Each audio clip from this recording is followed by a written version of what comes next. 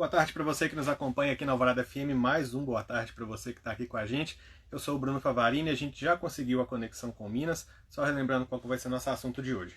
Meu papo hoje é com a Vanessa Guilherme, a gente vai falar sobre educação domiciliar durante a quarentena.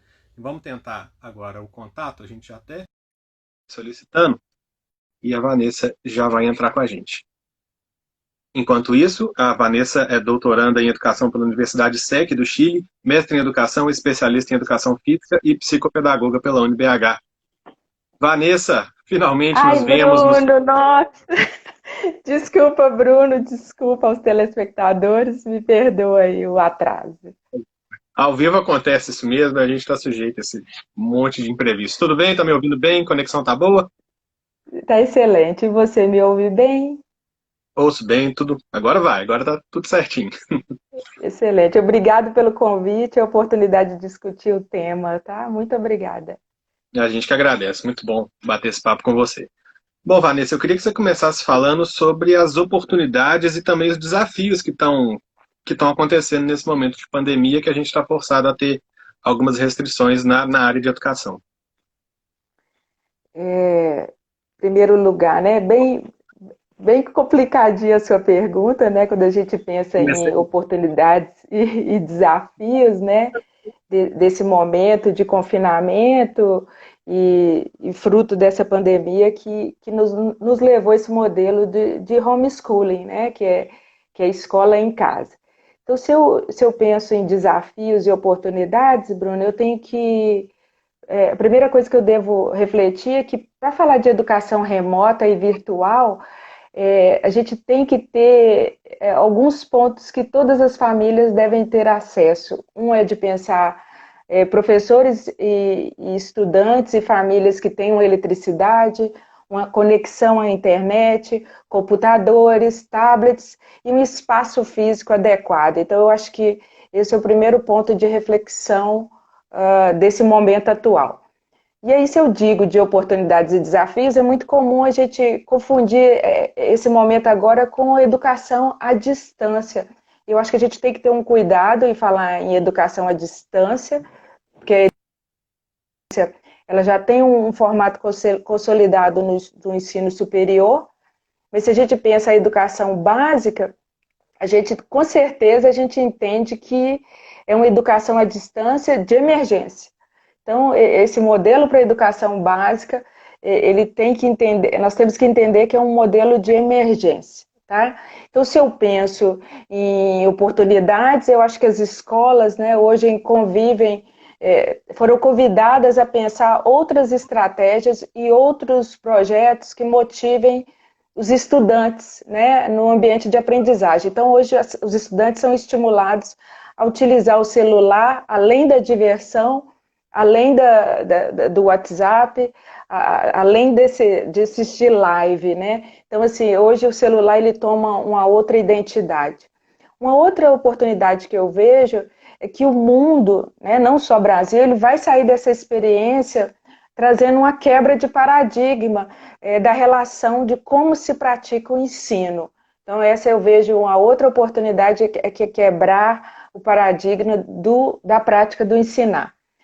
Uma outra perspectiva que eu vejo é de enriquecer a educação básica com ferramentas que já constituíam esse espaço da educação à distância. Então, eu acho que se houver, né, uma, um cuidado, né, na capacitação dos profissionais para entender como utilizar essas ferramentas, né, e não vai ser num momento de pandemia que a gente aprende na prática, a experiência está sendo ótima, mas a gente também encontrou alguns gargalos para poder ter sucesso nessa prática. E uma outra possibilidade que eu vejo de oportunidade é o ensino de habilidades e conteúdos que vão melhorar o ensino presencial. Então, todo mundo sai diferente desse modelo que a gente vinha praticando nas escolas. O reconhecimento do papel do professor, como professora, eu fiquei muito satisfeita de ver vários memes, acho que todo mundo pôde ouvir áudios, memes, de pessoas falando, né? Nossa, professora, eu não sabia que a senhora era tão importante. Então, eu acho que a sociedade está tendo o prazer de entender o quão é importante o papel do educador, o papel do professor, tá? E aí, se eu vou nos desafios, muitos professores, foi a primeira vez que eles tiveram a oportunidade de fazer o ensino à distância, o ensino online. Um outro ponto que eu vejo também, a área da educação básica, ela tem a cultura de ser presencial. Então, isso foi um choque para a educação básica. O ensino superior, ele conseguiu se reestruturar mais fácil. Tanto que algumas universidades e faculdades, o ensino vem acontecendo da mesma maneira. Tá? Uhum. Então, e um outro ponto de desafio é da gente não favorecer, Bruno, o aumento das desigualdades sociais.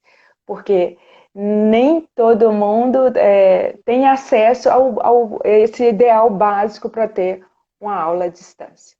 Acho que Sim, é pode ser por uma aí. oportunidade interessante também para tanto para as escolas se estruturarem também e receberem esse tipo de situação, né? A escola e a sociedade, né? As políticas públicas têm que ter esse cuidado. Se nós vamos utilizar desse meio para uma nova prática do ensino, nós temos que ter condição para tal. É o ponto principal. Certo. Agora, Vanessa, a internet tem sido a maior aliada, né, das pessoas nesse momento de isolamento. Quais que são as características dessa educação remota que a gente está tendo que implantar? O que, que tem de básico, o que, que tem de ideal nessa situação?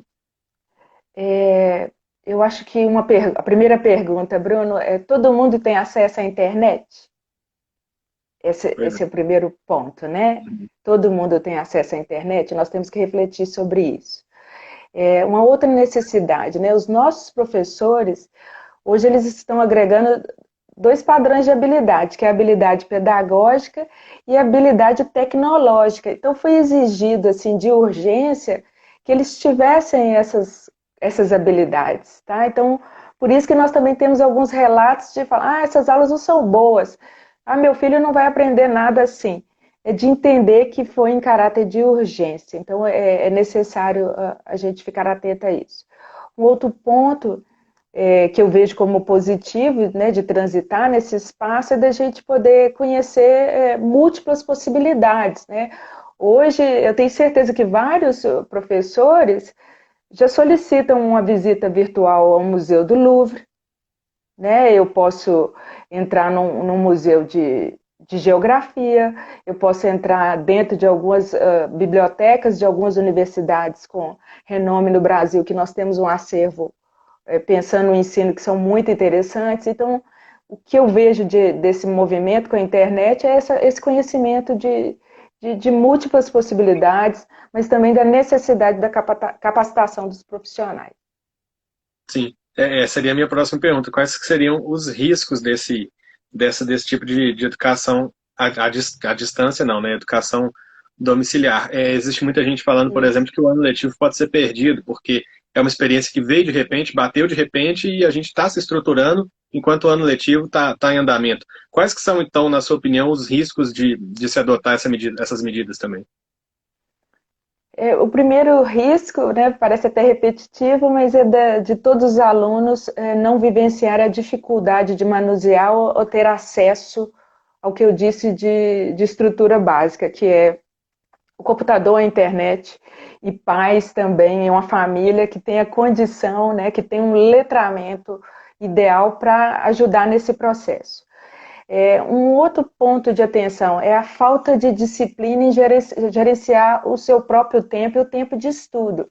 Eu vejo as queixas das minhas amigas que são mães, que é isso, a casa virou uma bagunça, assim, porque eles têm que assistir aula, fazer trabalho, então esse gerenciar o tempo, ele impactou até na família, não só do aluno, mas também da família. E um outro ponto que nós temos que ter atenção, e as políticas públicas também, Bruno, são os alunos com deficiência. Se a gente tem o intérprete, né, o tradutor de sinais dentro de sala de aula para nos ajudar com alguns tipos de deficiências, dirá agora como esses materiais estão sendo disponibilizados, assim, como que o aluno com deficiência está tendo acesso a isso, o meio que ele vem é adequado, né? Se é uma deficiência envolvendo o campo visual, o que a gente tem disponibilizado tem sido adequada? Então, eu penso que o risco é esse, pelo lado do estudante, e penso também da necessidade dessa capacitação adequada para o corpo docente. Certo. Agora, Vanessa, na sua opinião, quais que são os segredos para o estudante manter o foco nesse momento? A gente sabe que estar dentro de casa e ter a obrigação de estudar é muito fácil você perder o foco, você perder a concentração. Como é que você se mantém focado? Como é que você se mantém firme ali no seu estudo, mesmo estando dentro de casa? Você está falando de uma skill, né? Se a gente fala de life skills, o quão a escola pode ajudar ao estudante a desenvolver algumas habilidades e também ajudar a família a favorecer o desenvolvimento dessas habilidades. Então, eu digo assim, falar em gestão de tempo, falar de disciplina, falar de resiliência, que seriam pontos, assim, e o foco que os alunos deveriam ter agora, isso vai partir muito da interferência da família nessa formação, da própria escola, né? Que escola é essa que essa criança estava frequentando até 60 dias atrás, né? Essa criança, ela pratica o esporte, porque o esporte também favorece a formação de algumas habilidades. Então, pensar o que fazer, aí a gente vai ter que conversar a criança, a família, o espaço escolar, para a gente entender quais competências ele tem para lidar com essa nova realidade. Certo. Agora, Vanessa, mudando um pouquinho de assunto, falando um pouco do Enem. O Enem ele foi adiado por conta da pandemia. A gente ainda não tem uma nova data, né? O INEP vai consultar os candidatos Uhum. para decidir uma nova data. Mas existe esse adiamento, hoje foi adiado o prazo para pagamento da taxa de inscrição. Como é que você avalia essa decisão? Existe uma possibilidade de a gente ter um Enem forte ainda em 2020 ou de repente deixar alguma coisa para o início do ano que vem? O Bruno, a pandemia ela forçou um novo tratamento para o exame. E aí, para a gente falar desse adiamento, nós temos que pensar em duas parcelas de estudantes. Nós temos um grupo que fez o Enem em 2019 e que esse ano ele vem repetir para melhorar uma pontuação. Então, esse grupo ele está aí fervoroso esperando a possibilidade dessa melhoria e de poder estudar na universidade que ele sempre sonhou. E nós temos um grupo do ensino médio que ele ainda está nesse processo de concretizar alguns saberes nesse ano de 2020, Bruno. Então, assim, nem o ministro da Educação, que dia 21 resolveu baixar essa portaria de cancelar, eles ainda não têm essa resposta, mas você consegue perceber que nós temos dois grupos, e dois grupos grandes. Porque nós sabemos que tem uma parcela da população brasileira que, nesse momento, não está tendo condições de garantir o melhor ambiente para manter a rotina de aprendizagem. Então, se você me faz essa pergunta, eu ainda não vou te responder. Vou recorrer aos estudantes, vou recorrer a alguém. Mas, assim, nós temos dois grupos, Bruno. Então, assim, talvez a gente possa vislumbrar duas datas, duas provas.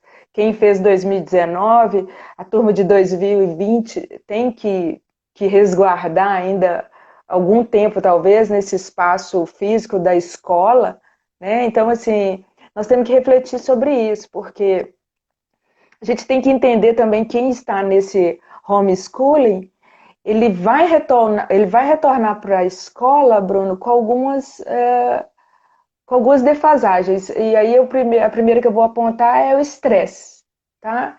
Essas crianças vão voltar estressadas para a escola, elas não vão voltar para a escola como se elas tivessem tido férias, tá? Elas voltam também estressadas porque muitas vezes perderam um parente, tá? Ou o pai perdeu o emprego. Então, essa criança ela não volta tão saudável psiquicamente, não. E se tem uma interferência psíquica, a gente tem certeza que isso vai refletir no cognitivo. Então, a gente tem que aguardar um reposicionamento para esses adolescentes que ficaram no espaço de casa, para garantir um sucesso no Enem. Tá? Então, eu E acho é que a gente tem que pensar. E é interessante que ainda está tudo em um campo aberto, né? A gente não consegue dar uma resposta definitiva sobre nenhuma situação. E eu Exatamente. imagino que para a criança, por exemplo, que frequenta a escola e não está frequentando, as dúvidas devem ser ainda maiores. A escola Sim. pode oferecer algo a essa criança, algum tipo de apoio, algum tipo de amparo, ou existem outras questões a serem tratadas primeiro? Olha, com certeza, ao retornar à escola, várias adaptações serão necessárias, sabe, Bruno? Por quê? Nem todos os conteúdos que estavam programados para o ensino presencial serão contemplados nesse novo formato. Então, assim, a escola, né, vai ser uma tarefa ainda do espaço da escola tentar reinventar, tá? Reinventar uma grade curricular, né, de que conteúdos a serem ofertados, reinventar os processos de avaliação, reinventar os processos assim, dos objetos de ensino, os livros. Então, como isso vai acontecer? Isso, com certeza, terá que ser feito nesse retorno. Né? E outro ponto é, nós sabemos da parcela de brasileiros que não estão tendo acesso ao que está sendo disponibilizado. Né? Alguns governos tentam encaminhar via correio. Né? Ontem eu vi no jornal uma professora que ela coloca a tarefa no portão da casa dela, num saquinho plástico. Os pais passam, pegam essa tarefa, os filhos respondem, depois os pais colocam de novo no portão. Então, existem ações que são particulares, mas que a gente sabe que o alcance ainda não vai ser o ideal. Então, com certeza, o que será feito será nesse retorno ao espaço da escola, Bruno. Uhum. Voltando para o nosso assunto do Enem, com esse Enem adiado, as pessoas estão com um pouco mais de tempo para estudar, né? Quais que são os Uhum. melhores métodos de ensino que os estudantes, os candidatos podem levar em consideração nesse período? É, não vou nem dizer de métodos, né? Mas eu acho que hoje eles têm possibilidades de ter acesso a vários saberes, pensando o conteúdo do Enem.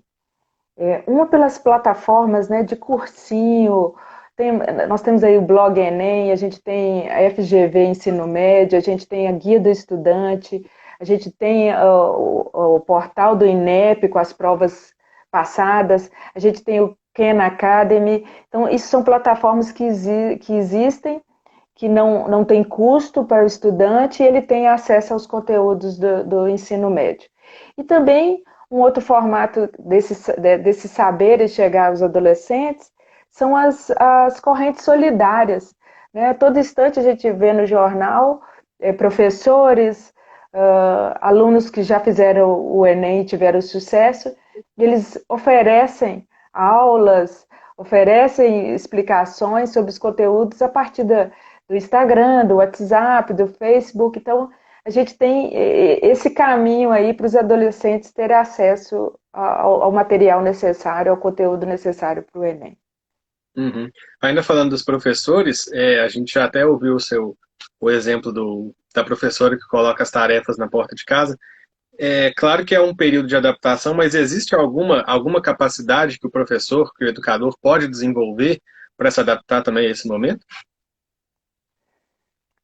Como eu falei, né, esse momento é um momento de desenvolvimento de habilidades, de competências. Então, se eu penso o professor, eu diria que eu vou definir esses 5 competências macro. Um é o da autogestão, Bruno. Esse professor hoje ele tem que ter foco em o que ele quer ensinar, ele tem que ter uma organização como fazer isso. Né? Eu vejo também que uma outra grande competência seria o engajamento com o outro. Então esse professor ele tem que ter entusiasmo, ele tem que buscar assertividade. Então esse espaço virtual, à distância, vai imprimir isso. Um outro ponto, eu acho que é a resiliência emocional. Hoje o professor ele tem que ter uma tolerância ao estresse e à frustração, porque na educação básica nós somos preparados para dar aula dentro da sala. Então, nem sempre eu escolho o melhor método e tenho sucesso naquela aula. Uma outra competência que eu vejo é a abertura para o novo. Esse professor ele tem que ser curioso, ele tem que ser flexível, ele hoje tem que trabalhar essa imaginação criativa. E também a amabilidade, que é onde a gente vai falar da empatia, do cuidado com o outro, do respeito, de entender esse pai como parceiro, essa mãe como parceira, essa criança em um espaço que ele não controla, né? Muitas vezes essa aula ela é gravada e o pai é que faz, então é necessário que os professores desenvolvam aí um grupo de competências para lidar com esse novo formato. Tá? Uhum. E aí eu só chamo a atenção que para o ensino superior isso é tranquilo, mas também não tão tranquilo, né? Porque a gente passou de um modelo para o outro de maneira muito emergencial. Certo. Agora, Vanessa, levando para dentro de casa os pais, como é que os pais podem adaptar a rotina, o dia a dia, à educação domiciliar, ao fato de ter os filhos dentro de casa e tendo que estudar dentro de casa? Eu vou trazer dois exemplos, duas amigas, né? Uma outro dia me ligou e falou assim: rápido, rápido, olha a prova do meu filho e me responde aqui que eu não sei o que, que ele tem que responder de certo. Rápido, e aquela urgência. A outra amiga, que é professora, né? Professora de educação física, e tem duas filhas, que tu dia escreveu assim: eu vou pedir demissão. Eu vou ter que fazer botox, eu vou ter que fazer preenchimento, eu vou ter que fazer lipo. Eu tô doida. Ela falou que ela envelheceu 3 anos em produzir aulas e também de ter que orientar as filhas. Então, assim, é a primeira vez, Bruno, que a família, pai e mãe, vão vivenciar ou assumir a identidade de educador ou de pedagogo. Isso não é fácil, né? Não é fácil dizer para a criança, presta atenção, faz, né? Não, não é assim que acontece. Então, por isso é interessante de entender o quão complexo é o espaço da escola. Então, eu acho que o primeiro grande desafio para a família foi de assumir essa identidade de pedagogo. E um outro ponto, né, que pode ter se perdido nesse formato novo de ensino, que a maior função da escola nesse momento, Bruno, era de favorecer a organização da rotina familiar. Então, eu percebi que no início desse formato de ensino havia realmente uma sobrecarga de atividades.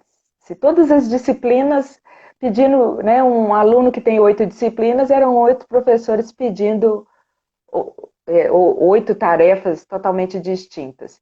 E isso realmente levou a uma sobrecarga e até um nível de estresse de aluno e família no início desse modelo.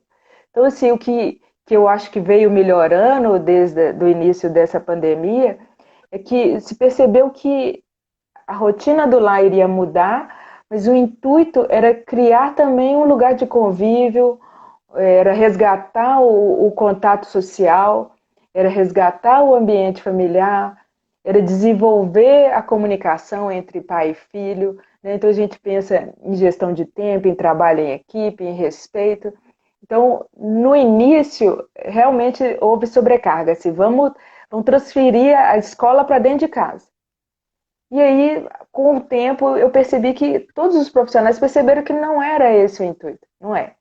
Ainda mais que os dois ambientes têm características distintas. Isso tem que ficar claro.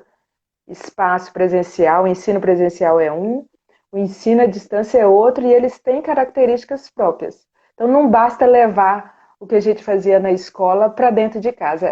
Vai ser desastroso esse formato. Então, eu vejo a família teve esse desafio de assumir essa identidade de ser pedagogo e de orientar o processo de ensino dos filhos. Certo. Agora, Vanessa, para os alunos, claro, a gente já comentou isso aqui algumas vezes, também não tem sido fácil viver esse momento.